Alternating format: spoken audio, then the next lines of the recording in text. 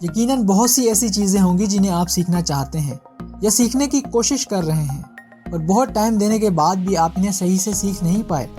Video को एक second pause करें और एक लम्हे के लिए सोचें कि कितनी ऐसी चीज़ें हैं जिनके बारे में आप ये सोचते हैं कि इन्हें कैसे सीखा जाए, कि अगर मुझे ये सब करना आता तो मैं कितना कॉन्फिडेंट लगता, और अगर मुझे ये सब करना आता तो आज मैं ऑनलाइन अर्निंग कर रहा होता।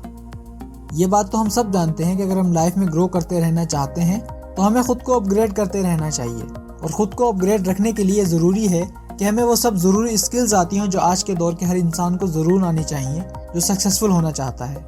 पर यह डर हमें कुछ सीखने नहीं देता कि किसी भी स्किल को सीखने के लिए बहुत ज़्यादा टाइम चाहिए होता है।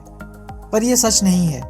अगर हम एक सिस्टमेटिक वे में किसी स्किल को सीखें तो सिर्फ 20 घंटे में हम इस स्किल को बहुत अच्छा सीख सकते हैं। इस वीडियो में मैं एक बहुत ही सिंपल और सिस्टमेटिक मेथड आपके साथ शेयर करूंगा जिसमें दिए गए 5 स्टेप्स को फॉलो करके आप किसी भी स्किल को सिर्फ 20 घंटे में सीख सकते हैं। जिन्हें लोग सीखने में सालों लगा देते हैं, ऐसी ये 6 स्किल्स ऑथर ने सिर्फ 20 घंटे में सीखी हैं इन्हीं 5 स्टेप्स को फॉलो करके।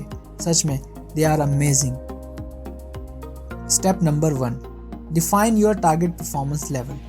किसी भी स्किल को सीखने के लिए हमारी इन 2 चीज़ों का पहले से सेट होना बहुत ज़रूरी है।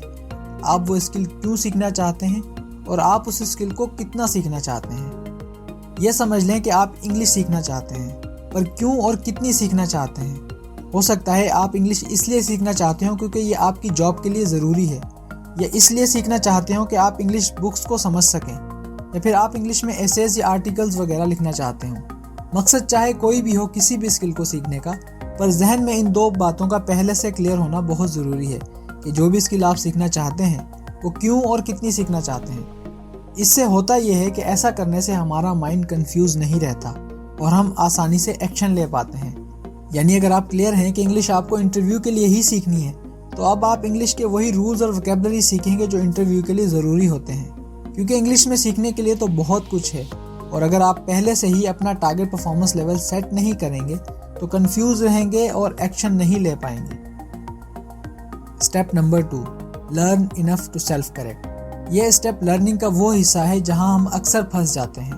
किसी भी स्किल को जब हम सीखना शुरू करते हैं तो हम प्रैक्टिस बहुत कम करते हैं और ज़्यादा वक्त इस स्किल की रिसर्च में लगा देते हैं।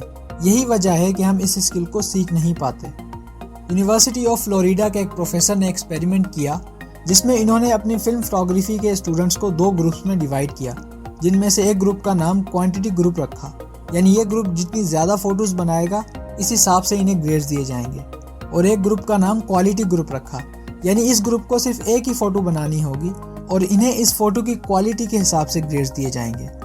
सेमेस्टर ख़त्म होने के बाद जब रिज़ल्ट सामने आया तो प्रोफेसर ये देखकर हैरान थे कि क्वांटिटी ग्रुप की फ़ोटोज़ क्वालिटी ग्रुप की फ़ोटो से बहुत ज़्यादा अच्छी थी। ऐसा इसलिए हुआ क्योंकि क्वांटिटी ग्रुप ने पूरे सेमेस्टर रिसर्च कम की और बाकी सारा टाइम प्रैक्टिस को दिया।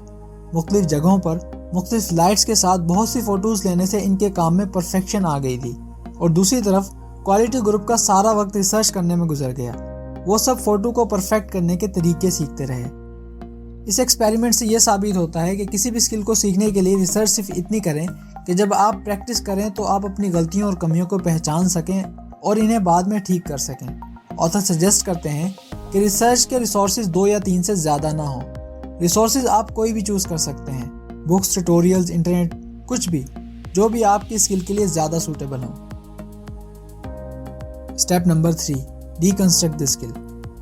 कोई भी चीज़ जो हमें एक दिख रही होती है वो बहुत सी छोटी छोटी चीज़ों का कॉम्बिनेशन होती है। बिल्कुल इसी तरह जैसे कोई भी फूड बहुत से इंग्रेडिएंट से मिलकर बनता है, इसी तरह हर स्किल भी छोटी छोटी सब स्किल से मिलकर बनती है। आप जो भी स्किल सीखना चाहते हैं, प्रैक्टिस करने से पहले इसको छोटी छोटी सब स्किल्स में डिवाइड कर दें। यानी इस स्किल को कुछ हिस्सों में तोड़ दें और फिर इसके इंपॉर्टेंट पार्ट्स को सबसे पहले प्रैक्टिस करें। जैसे इंग्लिश में तकरीबन 1,70,000 वर्ड्स हैं, पर इनमें से सिर्फ 150 वर्ड्स ऐसे हैं जो 50% लैंग्वेज में यूज़ होते हैं। इसी तरह हर स्किल में कुछ ऐसी चीज़ें होती हैं जो बहुत ज़्यादा यूज़ होती हैं, और इन्हें पहले से ही सीखकर हम उस स्किल को बहुत जल्दी सीख सकते हैं। किसी भी स्किल के इंपॉर्टेंट पार्ट्स कौन से होते हैं, यह आपको स्टेप नंबर 2 में रिसर्च करते वक्त फाइंड करने हैं। अब यहाँ एक सवाल हमेशा आता है कि किसी भी स्किल को सीखने के लिए इसे तोड़ना क्यों ज़रूरी है। वो इसलिए कि जब एक टास्क बहुत बड़ा और मुश्किल लग रहा होता है तो हमारा माइंड कंफ्यूज हो जाता है क्योंकि वो ये समझ नहीं पाता कि इसको स्टार्ट कहाँ से करें। अब जबकि हमारा माइंड शॉर्टकट ढूंढने में माहिर होता है, तो ये वजह बनती है कि या तो हम इस काम को छोड़ देते हैं या फिर इफेक्टिवली नहीं कर पाते। Step number 4, remove practice barriers. पिछले 3 स्टेप्स में हमने ये देखा कि क्या करना है। इस स्टेप में हम देखेंगे कि कैसे करना है। किसी भी स्किल को सीखने के लिए 20 घंटे ना तो इतने ज़्यादा हैं कि आप डर जाएं और ना ही इतने कम हैं कि आप स्किल सीख ही ना पाएं। इन 20 घंटों को शॉर्ट स्पर्ट्स में प्रैक्टिस करें, यानी रोज़ाना सिर्फ 40 मिनट या फिर 40 मिनट सुबह और 40 मिनट शाम के हिसाब से प्रैक्टिस करें, या फिर आप अपने हिसाब से भी इन 20 घंटों को डिवाइड कर सकते हैं। बस शर्त यह है कि 20 घंटे पूरे करने हैं और प्रैक्टिस रोज़ाना करनी है, पर प्रैक्टिस पूरे फोकस और कंसंट्रेशन के साथ करनी है। और जब आप प्रैक्टिस के लिए बैठ जाएं तो 40 मिनट पूरे करके ही उठें, क्योंकि प्रैक्टिस करने के लिए हर तरह की डिस्ट्रैक्शंस और बैरियर्स को पहले से ही ख़त्म कर देना रैपिड स्किल एक्विजिशन का सबसे इम्पॉर्टेंट पार्ट है, क्योंकि ये बैरियर्स हमारी प्रैक्टिस में रुकावट बन के स्किल एक्विजिशन को ऑलमोस्ट इम्पॉसिबल बना देते हैं। पूरे फोकस के साथ प्रैक्टिस करने के लिए हर तरह के इन्वायरमेंटल और इमोशनल बैरियर्स को पहले ही ख़त्म कर दें। जैसे कि अगर आप पेंटिंग सीखना चाहते हैं तो उस आर्ट सेंटर को चूज़ करें जो आपके घर के बिल्कुल करीब हो, ताकि वहाँ तक जाने के लिए आपका टाइम और एनर्जी दोनों कम लगें, और वही टाइम और एनर्जी आप पेंटिंग सीखने में लगा सकें।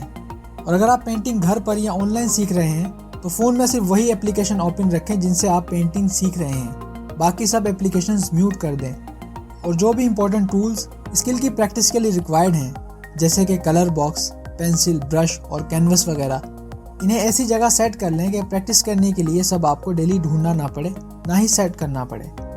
इसी तरह जो भी स्किल आप सीखें तो प्रैक्टिस शुरू करने से पहले ही फ़ोन बंद कर दें, टीवी ऑफ कर दें, यानी हर इस चीज़ को खुद से दूर कर लें जो आपको प्रैक्टिस के वक्त डिस्टर्ब कर सकती हो, क्योंकि जितने ज़्यादा फोकस के साथ आप प्रैक्टिस करेंगे इतनी ही जल्दी आप सीखेंगे।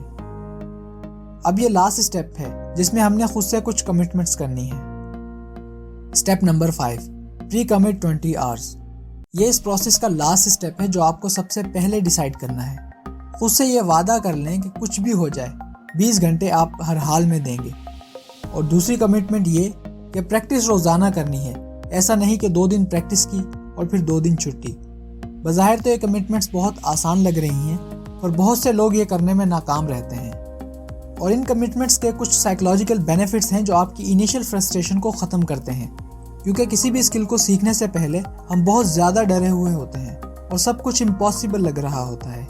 इसको ऑथर ने फ्रस्ट्रेशन बैरियर कहा है, जो 20 घंटे की प्रैक्टिस के बाद टूट जाता है।